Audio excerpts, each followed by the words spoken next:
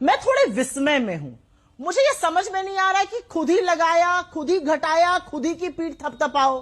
भाई आज अगर जीएसटी बचत उत्सव मनाना है और वाह वाह मोदी जी कहना है, तो जो 8 साल से जीएसटी के नाम पर लूट महोत्सव चल रहा था, उसका ठीकरा किसके सिर पर फोड़ना है?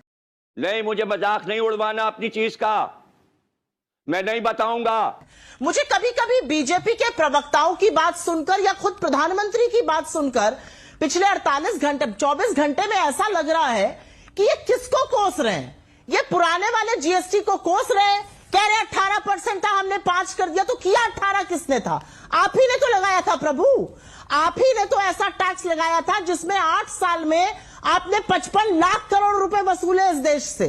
तो आज ये पूछा जाएगा आप किसको कोस रहे हैं? 2017 में आनंद फानन ने आपने जीएसटी लागू किया, नो टैक्स स्लैब लगाए।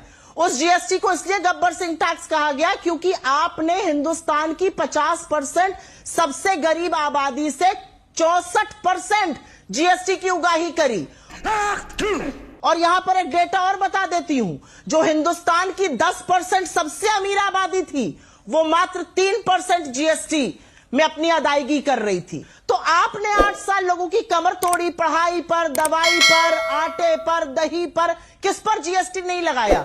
अब खुद ही कम कर दिया और यहां पर आके बाजी कराइएगा। झांक कर देखो अपने अपने घरों से, और अगर इसके बदले में मेरे आदमी तुमसे थोड़ा सा अनाज, थोड़ा सा सामान लेते हैं, तो क्या कोई जुल्म करते हैं?